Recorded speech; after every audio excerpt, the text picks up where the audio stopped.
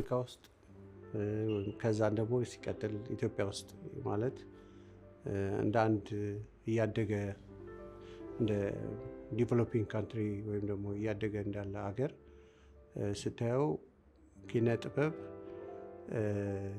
ያሉባት ችግር በጣም ሰፊ ናቸው።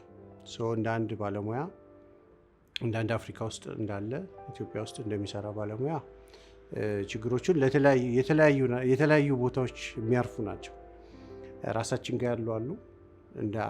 እንደ አገር ስርዓት እንደ ኮንቲነንት ለጥበቡ የሚሰጠው ትኩረትና ስርዓቶች የሚያስፈልጉ ነገር አለ። ከዛ ሲቀጥል ደግሞ ማህበረሰብ ውስጥ ያለው አመለካከት ምንድን ነው የሚለው እነዚህ ነገሮች ያው ለያይቶ ማየት ይፈልጋል ማለት ነው።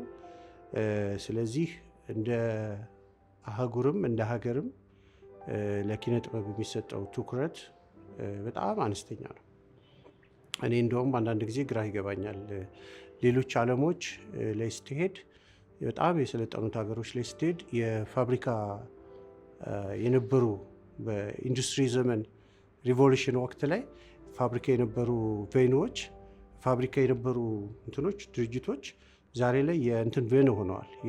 የአርት ካልቸር ቬኑስ ናቸው እና ብዙዎቹ ቬኖችን ስታያቸው እንደዛ ናቸው እና እኛ ደግሞ ወይም ሌላ አፍሪካ ሀገር ኢትዮጵያ ስትመጣ ደግሞ ስለ ፋብሪካ ምናምን ነው የሚወራው እና የሆነ የረሳነው ነገር አለ ወይ የዘለልነው ነገር አለ ብዬ አስባለሁ። እና ምንድን ነው በዚህ ውስጥ እየገባኝ ያለው ሌሎች ሀገሮች ኦፍኮርስ ጊዜው እድገትን የሀገር እድገትን ጠብቆ የኢኮኖሚ እድገትን ጠብቆ የሚደረጉ ከስራ እድል ፈጠራም ብለው ከኢንዱስትሪ አንጻር ያሉ ነገሮች አሉ። ግን ዋናው ጉዳይና መተኮር ያለበት የኪነ ጥበብና ካልቸር መሆኑን ግን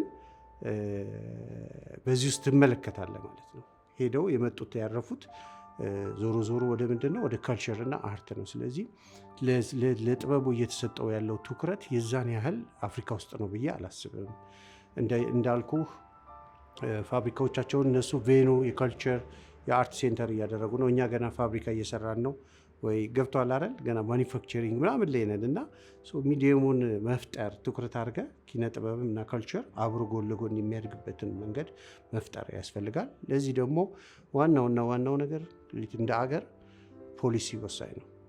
ፖሊሲ ስትራቴጂዎች በጣም አስፈላጊ ናቸው። ካሪክለም በጣም እነዚህ እንደ አገር እነዚህ ነገሮች ካሉ አገሪቷ ተወደደም ተጠላም ለዚህ ነገር ትኩረት ታደርጋለች። ፖሊሲ ከሌለ ግን አሁን ለምሳሌ እኛ እንደ አንድ ኪነ ጥበብ ባለሙያ ፖሊሲ ከሌለ እንዴትም አድርገህ ከመንግስት ጋር አግሪመንት የለህም ማለት ነው።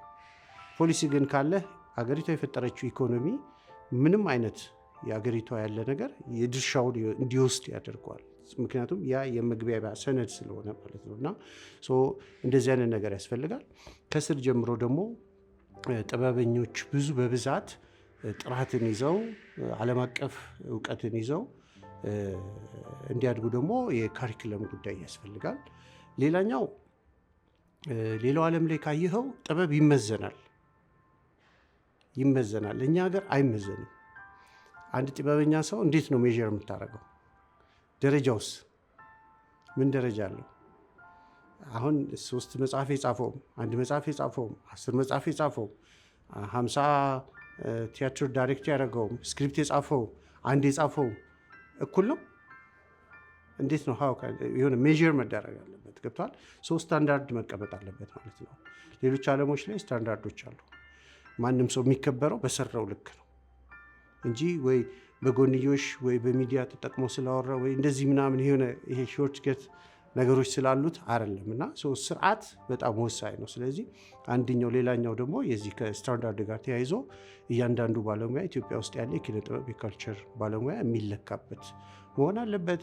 ሌላኛው እንደ የኢትዮጵያ ውስጥ ያለውን ኢኮኖሚ ወይም አፍሪካ ውስጥ ያለውን ኢኮኖሚ አንድ ባለሙያ ለመጠቀም ያ የምትፈጠረው የሚመዘን መሆን አለበት። ለምሳሌ ኢንቨስትመንት የሚባል አለ። አሁን ኢትዮጵያ ውስጥ ኢንቨስትመንት ኮድም አለው ይባላል። ኮድ አለው ተብሎ ከባንክ ሲስተም ጋር ምናምን ተያይዟል። ለምሳሌ አንድ እርሻ ማልማት ስትፈልግ ያን ታይቶ ምናምን የሎኒንግ ሲስተሙ የብድር ሲስተሙ ምናምን ካልኩሌት ተደርጎ ብድር ውስጥ ትገባለህ። ፊልም ልትሰራሞ ፈለክ በምን ይለካል? ስንት ብር ነው? ለምንድን ነው ከፋይናንስ ሲስተሙ ጋር ለምንድን ነው እንደዚህ አይነት ክሬቲቭ ሰዎች ያንን ድርሻ ያንን እንትን ሊያገኙ የማይችሉት? ይሄ ራሱ አንድ ጥበብ ተመዝኖ የሆነ ቫሊዩ ገንዘብ ኖሮት እንትን መባል አለበት። ባለፈው ጊዜ ምን እያወራን ነበረ ከተለያዩ ባህል ላይ ካሉ ሰዎች ጋር አመራሮች ጋር።